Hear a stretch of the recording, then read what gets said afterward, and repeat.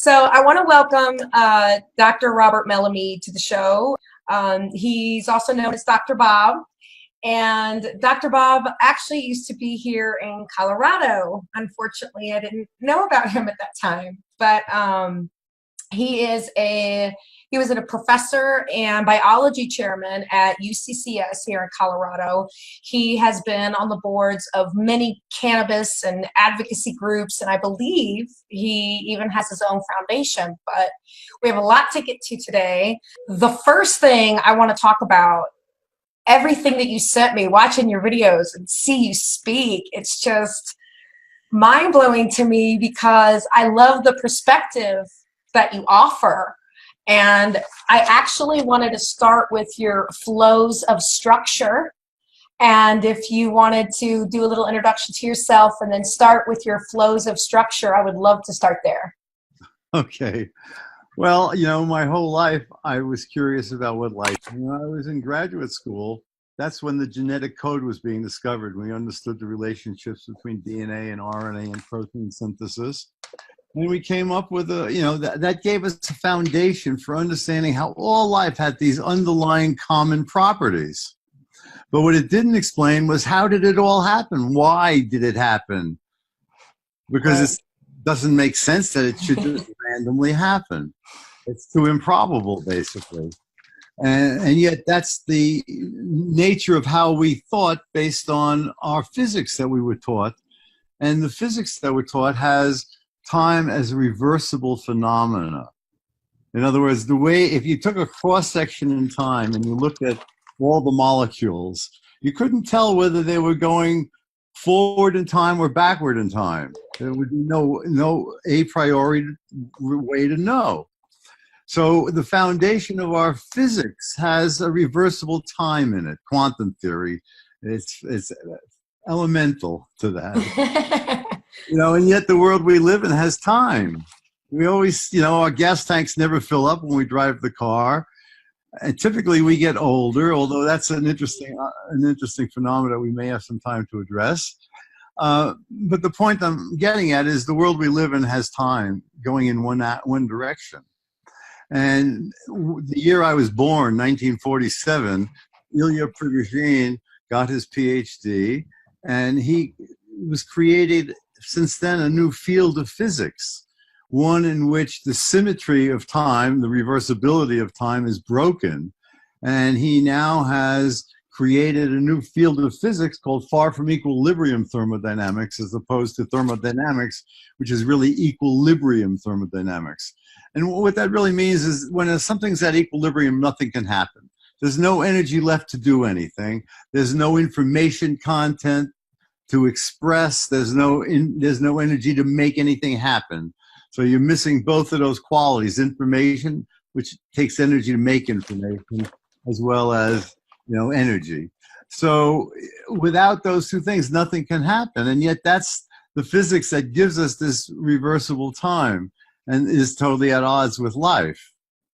So Prigogine created far from equilibrium thermodynamics, and he spent his lifetime developing in it. It wasn't really until 1998, when he wrote his last book, The End of Certainty, that he finally embraced really his own work fully, because he didn't quite get it in his 1980 book, From Being to Becoming. But see, that's really what he was talking about. Being is static. Becoming is a process of unfolding, of change. So what I've been doing now is integrating his physical perspective with biology.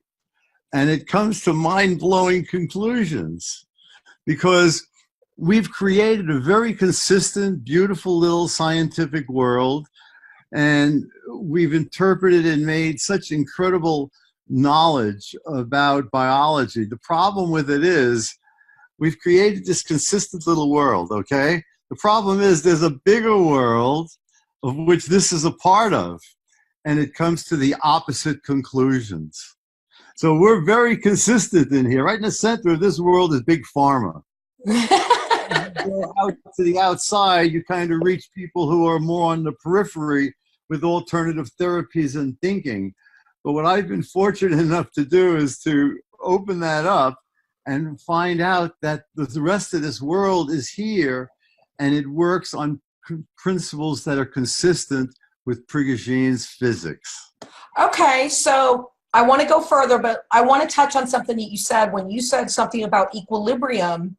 Now, most people, when they hear the word equilibrium, they're thinking about, right, an equal balance, right? Everything's straight. But you said that it seems like it would be more kinetic energy, if I'm saying that correctly, where it's just static, it's just sitting there? Well, there is the form of equilibrium that you're talking about, where you would have a seesaw with an equal balance on both sides. So that is in a form of equilibrium, yes. But if it's off the ground, then there's still energy there, because you had to put energy in to lift the two weights up even, okay? Right. There's potential energy still there that could be released in theory with an appropriate machine, all right? Whereas if everything was on the bottom, then there's no place to go. That's more of an equilibrium situation. And when you deal with chemical reactions, if you think about it, we burn hydrocarbons. Just the way you keep warm by burning fuel, and the way your car moves by burning fuel, you move by burning fuel. And in all of these cases, we burn hydrocarbons, except we don't burn, gasoline, petroleum oil. Right. We burn fish oils and seed oils, and we burn hydrates and proteins, and fats, so that we're always burning fuel. And what do we do as a byproduct? We have our breath, which is CO2, if we burn our fuel all the way. So what really is going on is that flowing energy that flows through us keeps us far from equilibrium. It keeps us in a state where we are charged with organization and the ability to utilize that organization as energy continues to flow through us. And there's only two ways that energy flows through us. One is the food we eat. So we're eating mass. Mass is flowing through us. But we extract energy out of that mass, and we use that to power our organization. Otherwise, we would go back to equilibrium, and along the way, we would get sick, and then we would go through a far from equilibrium phase change. In other words, we would die. But our chemistry would not be at equilibrium still. We would rot, and the bacteria that are in it. You see, so the chemistry keeps happening until, if we were in an isolated box, everything was done. Then the system that was us would then be at equilibrium, true equilibrium, okay? Oh, absolutely. What a great analogy to the seesaw. If you're only moving with that energy and then staying there, then you're just staying there. So let me capture now a very important thought, because what I'm trying to do is expand on the concept of dynamics, meaning flow. Something's flowing versus statics, because that static seesaw was static, right? Right. We are flow-dependent structures. And that's what Prigogine got his Nobel Prize for discovering really the foundations, the physical foundations that made sense for these phenomena known as flow-dependent structures. So I'll give you a few examples of those. One we're all very familiar with. It's the whirlpool in your bathtub. Mm-hmm. There are trillions of molecules that have spontaneously organized themselves to create that structure. And by creating that structure, the water can drain through the drain more rapidly. So what essentially happened was the system, the collection of water that had energy in it because it was above gravity, above the drain. Mm-hmm. And that system could spontaneously organize itself. Those dumb molecules said, we can get out of here quicker if we form a whirlpool. And they then form the whirlpool. Okay. Consciously think that it's just the nature of how energy flows. Flowing energy has intrinsically a creative capacity to it. And we see that creative capacity in the formation of the little whirlpool. And it's a similar type of a phenomenon that causes our weather patterns. Hurricanes are flow-dependent structures, you see.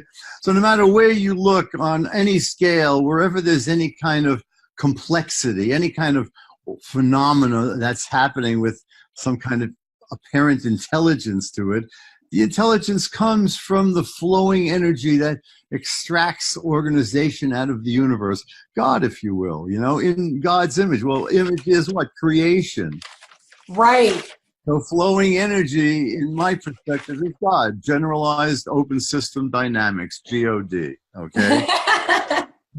As, the planet had heat within it as it formed, and it's constantly bombarded with high energy photons from the sunlight. And we suck information out of that and use that to organize the molecules of the planet. So originally, we formed a diversity of chemicals, but then those chemicals could interact with one another.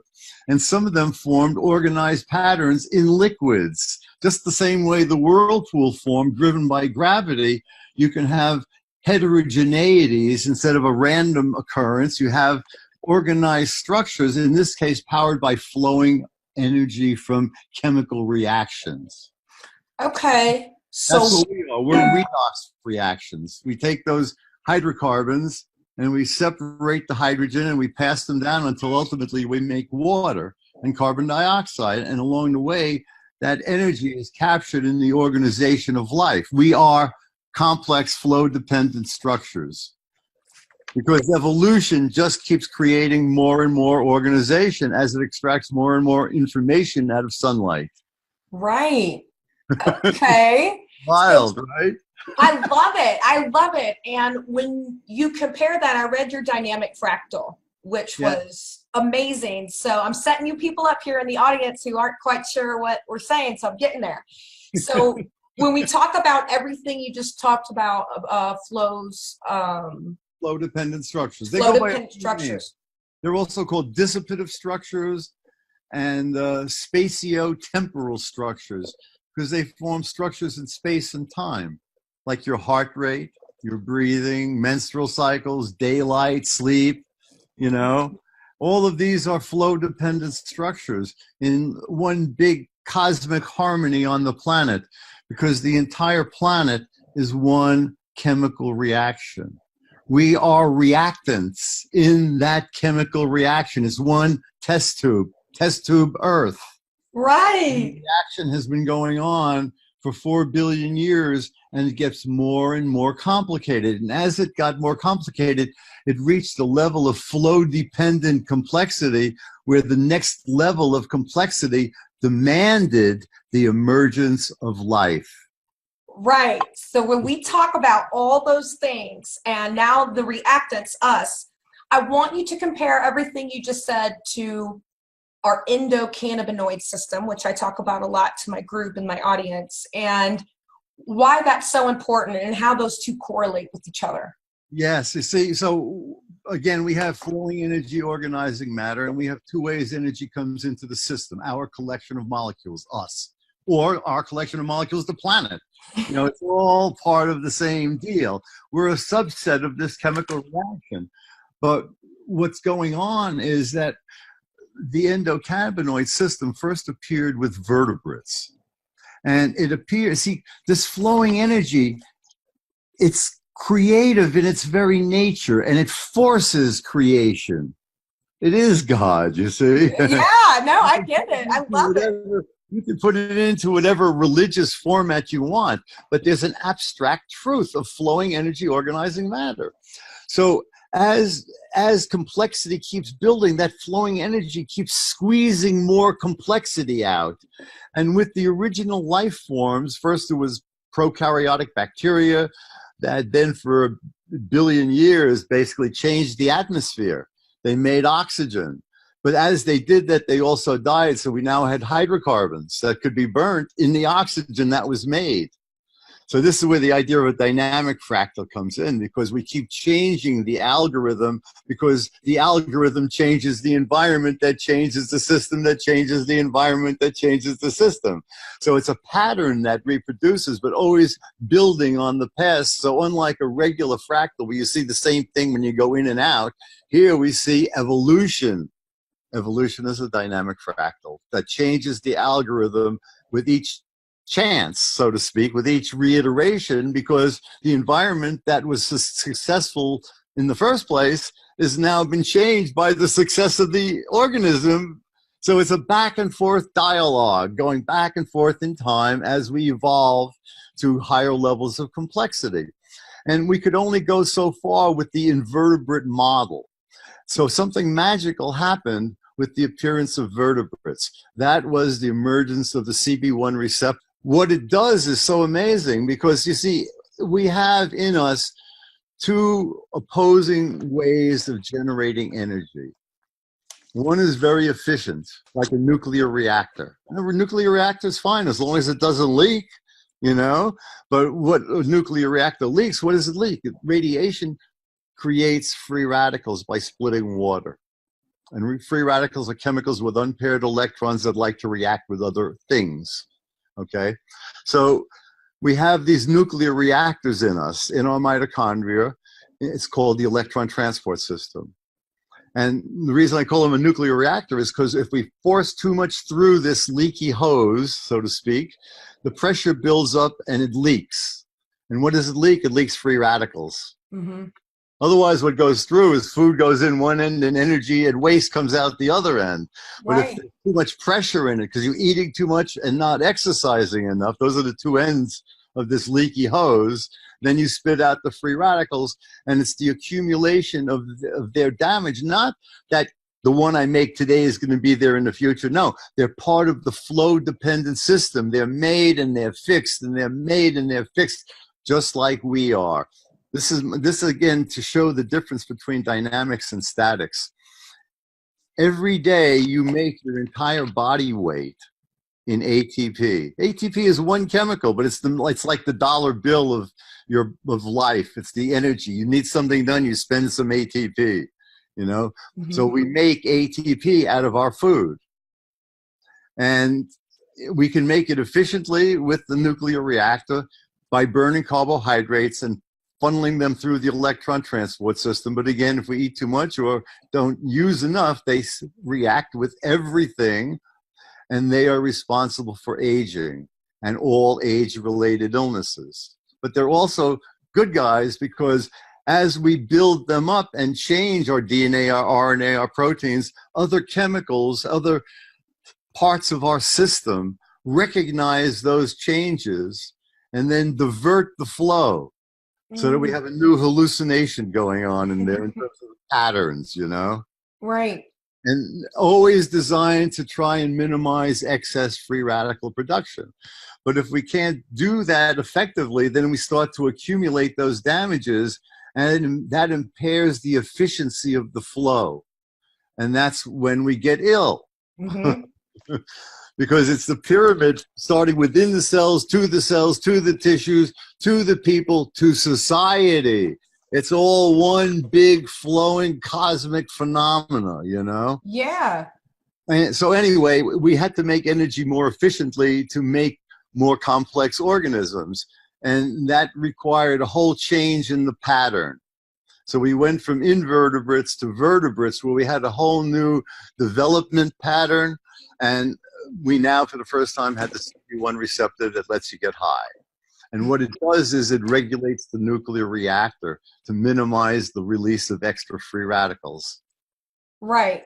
And it does that by regulating calcium channels, because calcium's always involved in activating things. Yes, yes. For those who know a little bit about the CB1 receptor, what he's talking about, we produce our own endocannabinoids, and the CB1 receptor is the THC receptor, sometimes to make it people understand, is that's what binds when you ingest THC and it goes to the CB1. That is what he is speaking of. So I just wanted to clarify.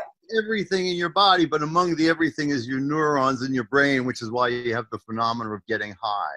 But because of how it's buffering free radicals, it's actually letting your brain work better.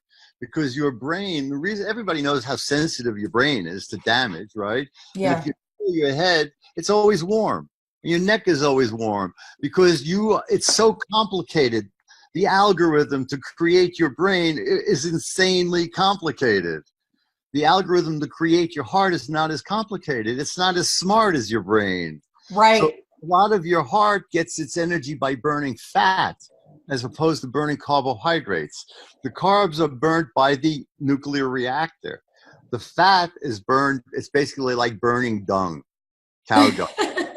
It's cleaner, it's part of nature, it's healthier, but you can't make a big society with it. Right. But you can turn off the nuclear reactor for a while and do some repairs while you're using inefficient but clean energy. So you're not damaging things and you're taking some time off to repair things. That happens when you burn fat.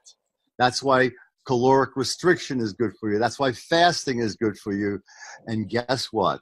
That's what your CB2 receptor turns on. It turns on fat burning.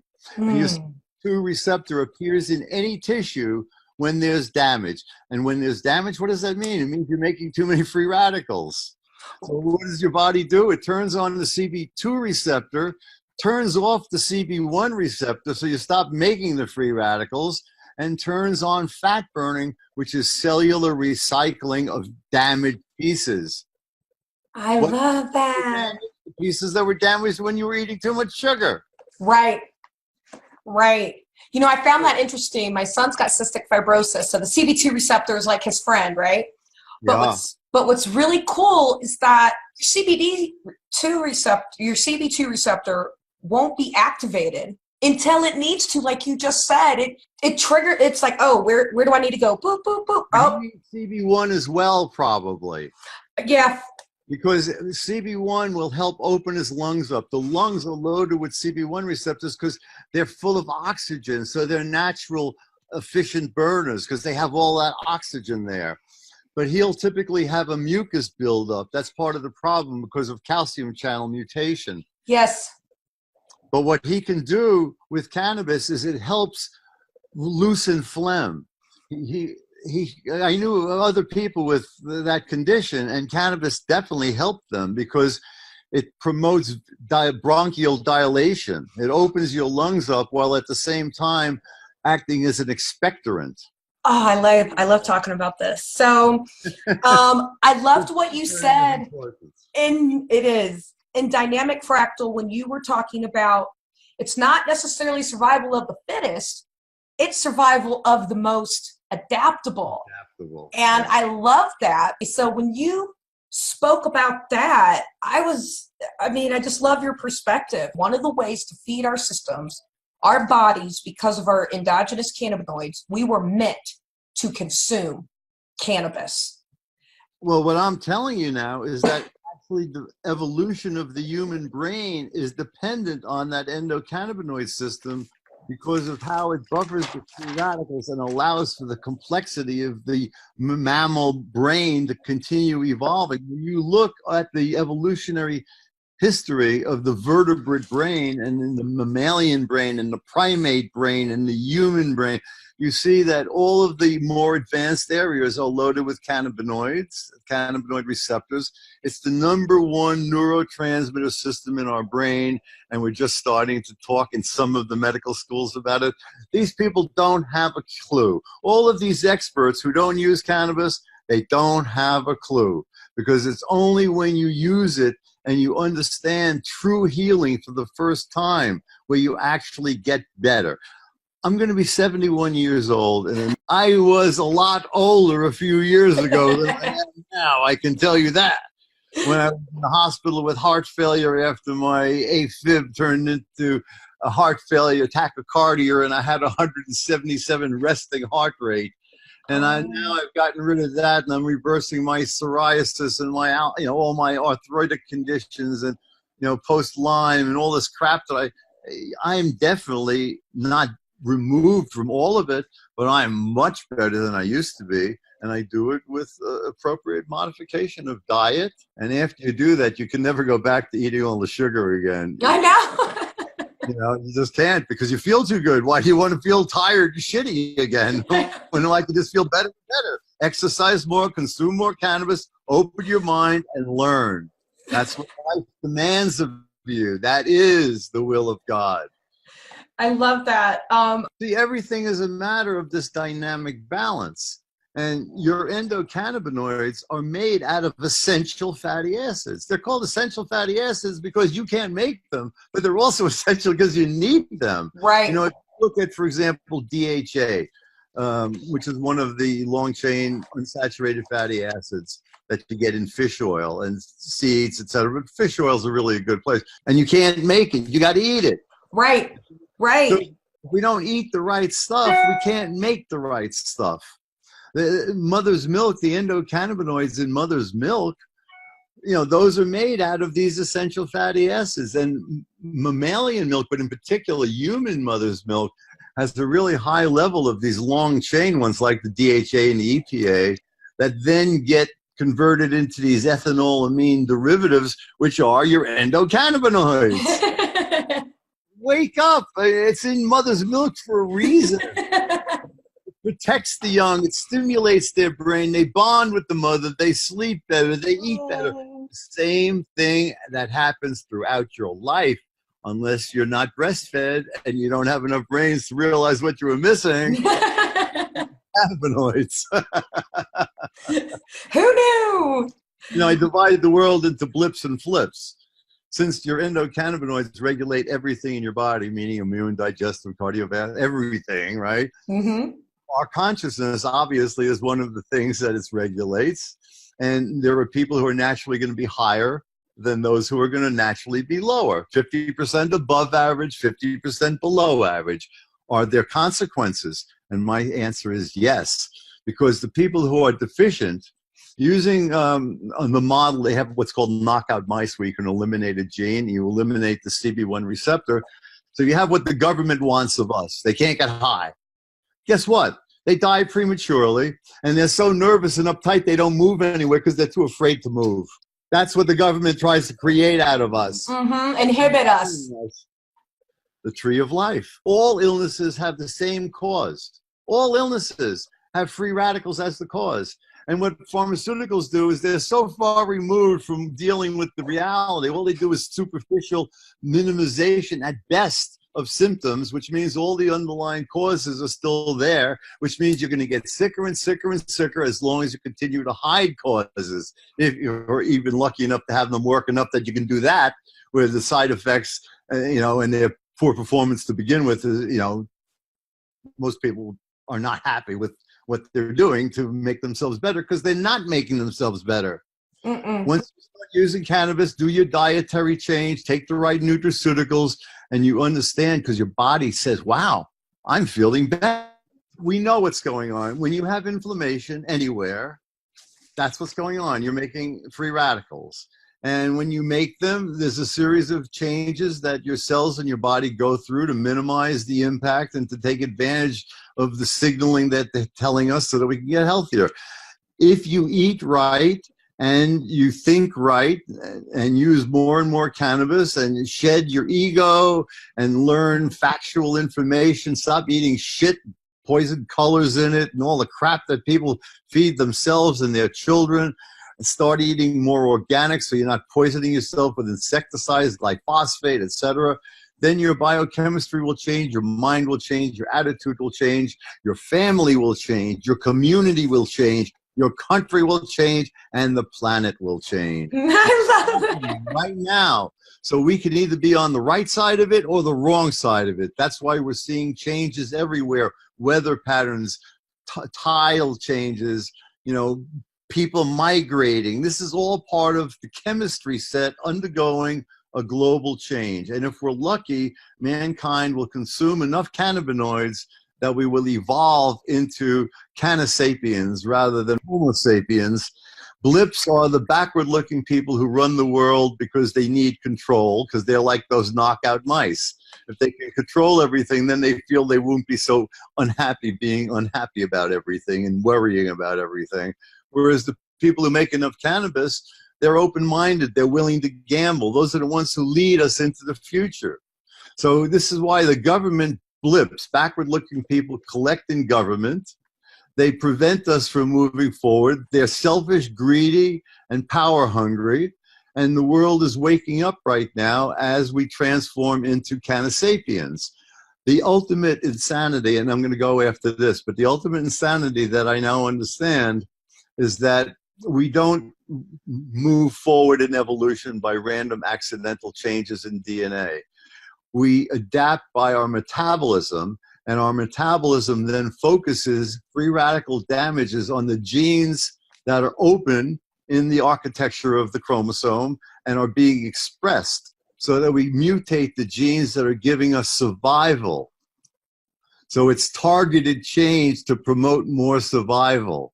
Because you see, everybody thinks that the DNA makes metabolism. No, it's metabolism that makes DNA.